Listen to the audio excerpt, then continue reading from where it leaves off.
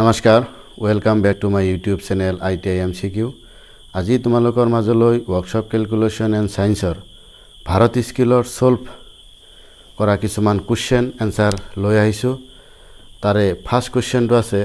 What are the two classification of system of ইউনিটৰ দুটা classification আছে সিস্টেমৰ সেই ক্লাসিফিকেশন দুটা কি কি আনসাৰ হ'ব fundamental and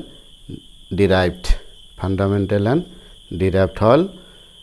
two classification of system of unit. Next question to say what are fundamental units? Fundamental units ki length, mass, time. Length, mass, time all fundamental units. Unit mane ekok, fundamental ekok. Next question is what denotes letter M in MKS system? MKS system of M letter to ki bujaise? M letter to meter bujaise. Next question, how many millimeters are there in 1 inch? 1 inchot kiman millimeter? Eta ami hokole jano 25.4 millimeter. Jodi hude je 1 inchot kiman centimeter তেনেহলে হ'ব 2.45 centimetre কিমান হ'ব 2.45 centimetre next question তো আছে what is the LCM of 12 18 6 36 যদি LCM কয় LCM মানে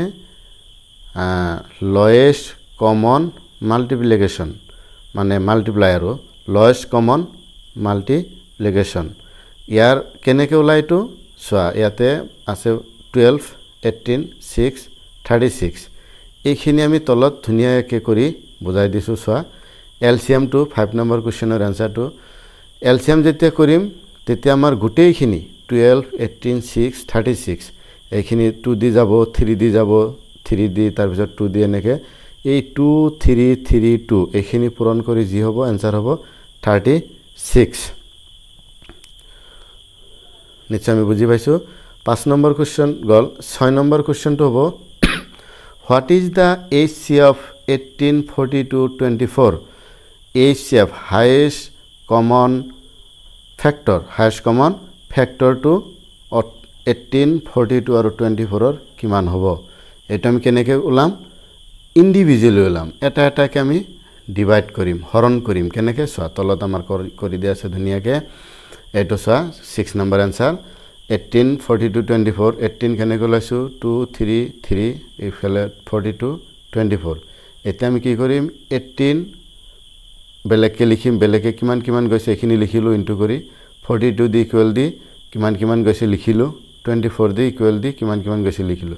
ইয়াৰ পৰা এই গুটেই কেইটাত যেটো মিল আছে হেতু লিখিলো কি আছে ওপৰত 2 2 2 মিল আছে 2 লিখিলো তাৰ পিছত কি আছে দেখা গল 3 3 3 মিল আছে ইফালে 3 আছে সেকেন্ডত নাই 7 আছে এটত নাই গতিকে আমাৰ আনসাৰ হ'ব 2 * 3 মানে 6 নিশ্চয় আমি বুজি পাইছো আনসাৰটো হ'ব 6 এটা কথা হল এলসিএম আৰু এইচসিএফ মানে আমি নিশ্চয় বুজি পাইছো এলসিএম মানে কি এইচসিএফ মানে কি এলসিএম হলে গুটেইখিনি যিখিনি দিয়া থাকিব গুটেইখিনি একেলগে হৰণ কৰি যিখিনি আমি পাম সেইখিনি গুটেইখিনি পূৰণ কৰি যেটো হ'ব সেইখিনি হ'ব আনসাৰ আৰু এইচসিএফ হলে ইন্ডিভিজুয়ালি এটা এটাকে হৰণ কৰি তাৰ পিছত লিখি কিমান দি ডিভাইড কৰিলে সেইখিনি লিখি গুটেই কেইটা যেটো মিল থাকিব হেতুৰ পৰা এটাহে লিখিম আকৌ সেকেন্ডটো যদি নকা গুটেই কেইটাত মিল থাকে হেতু লিখিম লিখাৰ পিছত যেটো হ'ব হেতু হ'ব তোমাৰ আনসাৰ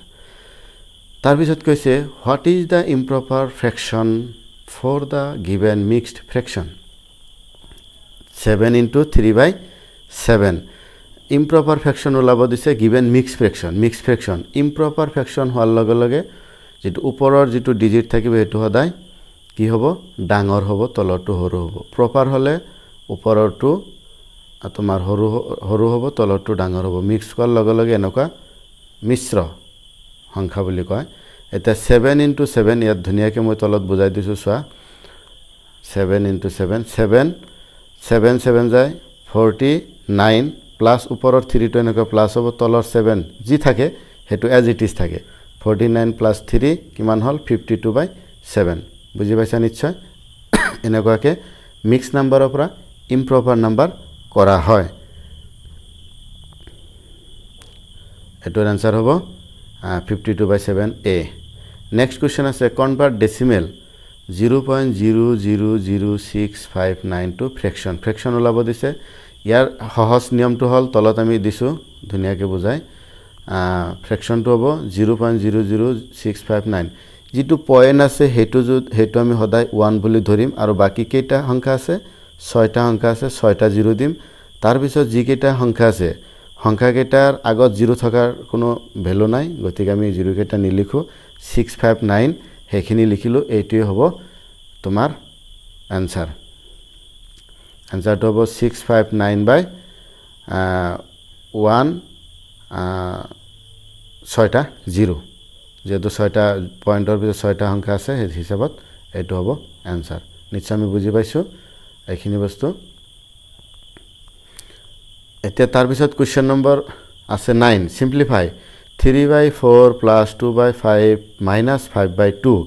এটোৰ ইয়াতে আমাৰ आंसर খিনি মই ধুনিয়াকে ইয়াত তোমালোকক বুজিবাকে কৰিছো 3/4 + 2/5 - 5/20 3/4 জাগাত থাকিল প্লাস 2/5 - 5/20 এইখিনিৰ পৰা আমি কি কৰিম 3/4 জাগাত থাকিব প্লাস 2/5 - 5/20 মাইনাসৰ কামখিনি কৰিম কৰাৰ আগত 5 আৰু 20 ৰ আমি এলসিএম লম এলসিএম কিমান হ'ব 20 5 20 ৰ মাজত কেইবাৰ যায় 4 বাৰ 4 ওপৰৰ যেটো 2 আছে সেই 2 লগত ইনটু কৰিলে হ'ব 4 2 4 2 যায় 8 মাজত মাইনাস a মাইনাস 20 20 ৰ মাজত যায় একবাৰ 5 1 যায় 5 3/4 প্লাস ইয়াৰ পৰা 8 ৰ পৰা 5 গলে 3/20 এটা আমি 4 আৰু 20 ৰ কি লম এলসিএম লম এটো হ'ব 20 এই যে 3/4 ৰ তলৰ যেটো 4 আছে 4 to 20 ৰ মাজত কেইবাৰ যায় যাব 5 বাৰ হেই 5 ওপৰৰ যেটো 3 আছে 3 ৰ লগত পূৰণ কৰিলে তোমাৰ কিমান হ'ব 5 3 যায় 15 দিলো মাজত প্লাস আছে প্লাস ই তলত 3/20 ৰ তলত 20 আছে 20 20 ৰ মাজত কেইবাৰ যায় একবাৰ হেই 1 3 ৰ লগত পূৰণ কৰিলে 3 1 যায় 3 তেনেহলে 15 + 3 হল কিমান 18/20 কাটাকাটি কৰিলে যদি আমি 10 দি কাটো সৰি 2 দি কাটো 2 যাব 20 ৰ মাজত 10 বাৰ 2 যাব 9 বাৰ 9 বাই आंसर 9/10 টো হ'ব তোমাৰ आंसर নিশ্চয় আমি বুজি পাইছো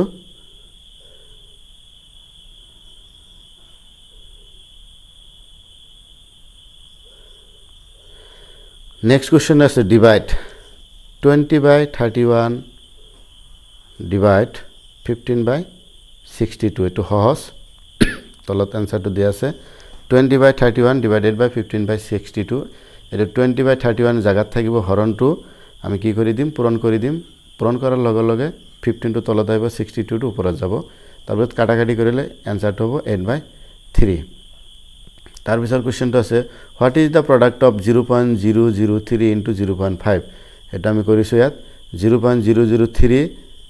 into 0.5 5 3 যায় 15 আৰু ইফালে দুটা 0 আছে দুটা 0 বহাই দিলো পয়েন্ট আছে পয়েন্ট आंसरটো হৈ গল কিমান হ'ব 0.0015 आंसर হ'ব b তাৰ পিছত সিম্পলিফাই 17.49 into 5.2 divided by 6.5 এখিনি ইয়াতে চা 12 নম্বৰ आंसर 17.49 into 5.2 6.5 17.49 into 5.2 পূৰণ কৰিলে কিমান হয় ইমান হয় ডিভাইডেড বাই এটো ডিভাইড কৰিলে 13.99200 যেহেতু 13.99200 আছে ইয়াৰ পৰা আমি 200 নিলিখিলো হ'ব 13.99 টো হ'ব তোমাৰ आंसर 12 নম্বৰ आंसर টো হ'ব d 13.99 তাৰ পিছত এটা কোৱেশ্চন আছে এটো কিছে what is the length of each part is a copper wire of 225 meter long is cut into 900 equal parts now 900 সমান সমান ভাগত ভগাইছে কে মিটাৰ wire 225 গতিকে 225 900 দি যদি আমি ডিভাইড কৰো হৰণ কৰো তেনেহলে হ'ব 0.25 মিটাৰ आंसर তলত আমি ধুনিয়াকে বুজিবাকে দিছো সোৱা এইটো চোৱা 14 নম্বৰ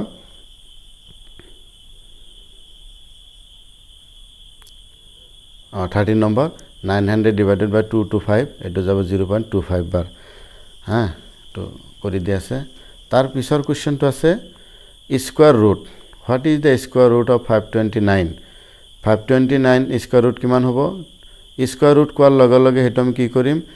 ইয়াতে কিমান আছে 13 যায় 169 23 দুটা পূৰণ কৰি চাম যদি 529 মিলি গৈছে তেনেহলে এইটো आंसर হ'ব ইয়াতে মই কৰি দিছো 23 * 23 529 গতিকে এইটো হ'ব आंसर নেক্সট কোৱেশ্চনটো আছে what is the square root of 0.017 square root of 0.017 ইফালে কৰা আছে root over square দি root over দি 0.017 মাৰিলে आंसर টো হ'ব 0.13 এটো ক্যালকুলেটৰত কৰিব লাগিব সহজ নেক্সট কোৱেশ্চন আছে what is the definition of ratio ratioৰ অনুপাতৰ ডেফিনিশনটো কি এটা আমি মনত ৰাখিব লাগিব relation of two quantities of the same kind একে জাতৰ হ'ব লাগিব বা একে ধৰণৰ হ'ব লাগিব relations of two quantities দুটা quantities যদি সেন্টিমিটার আছে দুটা সেন্টিমিটার যদি মিলিমিটার আছে দুটা মিলিমিটার যদি মিটার আছে দুটা মিটার হ'ব লাগিব নেক্সট কোৱেশ্চনটো আছে what is the rate of 4 kg to 800 grams 4 kg আমি জানো কি যে 1 কেজিত কিমান গ্রাম 1000 গ্রাম তো 4 কেজিত কিমান হ'ব 4000 গ্রাম ইফালে আছে 800 গতিকে 4000 ডিভাইডেড বাই 800 ইয়াত কৰি দি আছে চাও আমি 4000 by 800 কাটাকাটি কৰিলে দুটা 0 8 দি কাটিলে ওপৰত যাব 5 বাৰ তলত একবাৰ 5:1 গতিকে এটোৰ आंसर হ'ব a 5:1 তাৰ পিছৰ কোৱেশ্চনটো আছে how much is 8% of 40 kg 8% কোৱাৰ লগে লগে পাৰ্সেন্ট মানে 100 8/100 of 40 kg into 40 এটা একটু কাটাকাটি কৰিলে 3.2 হ'ব তল आंसर তাৰ পিছত আছে কনভার্ট 52% into fraction 52% মানে 52/100 এটো এই দুটা আমি তলত দুনিয়াকে বুজাই দিছো এইখিনি চাই লও 8% of 40 kg 8/% মানে 100 into 40 কাটাকাটি কৰিলো কিমান হয়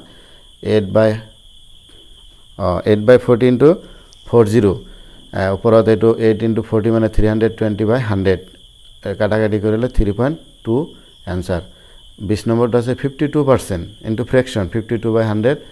এটো যদি আমি 4 দি কাটি দিও 4 যাব ওপৰত 13 বাৰ আৰু তলত যাব 25 13/25 হ'ব आंसर 20 নম্বৰটো এটা আমি বুজি পাইছো তাৰ পিছত আছে convert 0.456 decimal fraction into percentage 0.456 decimal fraction এটো 0.456 ক আমি কি কৰিম পয়েন্ট মানে 1 ধৰিলো 456 তিনিটা অংক গতিকে 1000 ওপৰত হ'ব 456 into যেহেতু পাৰ্সেন্টেজ কৈছে গতিকে ইয়াত হ'ব 100% এখিনি কাটাকাটি কৰিলো ইয়াত কৰি দিয়া আছে ধুনিয়াকে এটো কৰি দিয়া আছে 21 নম্বৰ কাটাকাটি কৰিলে 45.6% 45.6% ইয়াৰ आंसर হ'ব এই নম্বৰ তাৰ পিছত ইয়াত আছে x square plus 6 square equal to 10 square হলে x এর মান কিমান হ'ব এটা একদম সহজ x স্কয়ার ইয়াতে ধুনিয়াকে কৰি দিয়া আছে সোয়া x square plus 6 square equal to 10 square x square plus 6 square মানে 6 যায় 36 equal to 10 square মানে 100 x square equal to 100 minus 36 100 minus 36 কিমান হ'ব 64 x square equal to 64 মানে 8 যায় 64 8 গুণ 64 গতিকে ইয়াতে লাগে আমাৰ কি স্কয়ার স্কয়ার ক্যান্সেল হ'ব লাগে x স্কয়ার না লাগে x লাগে গতিকে স্কয়ার আমি উঠাই দিম উঠাই দিয়াৰ লগে লগে কি হ'ব x equal to 8 आंसर টো হ'ব x equal to 8 তাৰ পিছৰ কোৱেশ্চনটো আছে এটা আমি বুজি পাইছো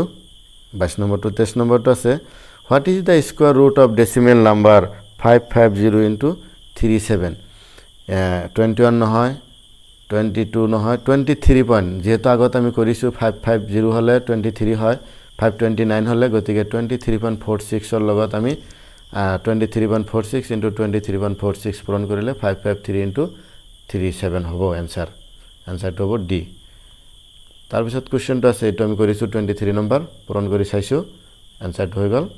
তাৰ পিছত কোৱেশ্চনটো আছে what is the side A B if AC equal to 10 cm and BC equal to 6 cm AB কিমান হয় যদি AC 10 cm আৰু BC 8 cm 6 cm হয় একদম সহজ পাইথাগোৰাছৰ উপপাদ্য মতে আমি কৰিম ইয়াতে মই কৰিছো ধুনিয়াকে চোৱা AB নাই BC 6 cm AC 10 cm we know that আমি জানো কি জানো যে AC square equal to AB square plus BC square এই ফৰ্মুলাটো আমি মুখস্থ কৰিব লাগিব জানিব লাগিব a given data কি আছে AC equal to 10 cm গতিকে AC square মানে 10 square equal to AB তো নাই AB জায়গাত থাকিব AB square equal to AB square plus BC মানে 6 square 10 square মানে 100 AB square equal to AB square plus 36 AB square ইফালে লৈ আহিলো 100 ইফালে ললো মাইনাস কৰিলো এখিনি চোৱা AB square equal to 100 over 36 গলে 64 AB square equal to 8 square 64 মানে 8 square আমাৰ লাগে AB square square cancel কৰিলে AB equal to 8 নিশ্চয় আমি বুজি পাইছো তাৰ পিছৰ কোৱেশ্চনটো আছে এটো আনসাৰ এ তাৰ পিছৰ কোৱেশ্চনটো আছে what is the side AB লাগে BC 15 AC 9 cm same process আমি ধুনিয়াকে আগৰ কোৱেশ্চনটো বুজি পাইছো এটো নিশ্চয় কৰিব পাৰিম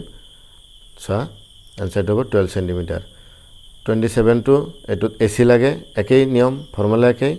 এটো আমাৰ আনসাৰ হ'ব 8.6 আজিৰ ভিডিওটো last question how many days a mechanic takes to assemble 64 machines if he assembles 8 machines in 3 days যদি এজন how many days a mechanic এজনৰ যদি 64 তিনি দিনত 8টা মেচিন assemble কৰে 64 মেচিন assemble কৰিবলৈ কিমান দিন লাগিব তিনি দিনত কেইটা মেচিন 8টা 64 মেচিন হলে কিমান দিন লাগিব তলত ধুনিয়াকে মই বুজাইছো চোৱা 8 মেচিন ইকুয়াল টু 3 ডেজ 8টা মেচিনৰ কাৰণে কিমান দিন লাগে 3 দিন এটা মেচিনৰ কাৰণে লাগিব কিমান 3/8 ডেজ কেইটা মেচিন লাগে আমাৰ 64 মেচিন লাগে 3/8 into 64 8 দি কাটিলে ইয়াত যাব একবাৰ ইয়াত যাব 8 বাৰ তেনহলে 3/8 যায় 24 ডেজ নিশ্চয় বুজি পাইছো গতিকে যদি তোমালোকৰ ভিডিওটো চাই ভাল লাগিছে তেনহলে লাইক কমেন্ট শেয়াৰ কৰিবা আৰু যদি নতুন কে ভিডিওটো চাইছা তেনহলে সাবস্ক্ৰাইব কৰিবা ধন্যবাদ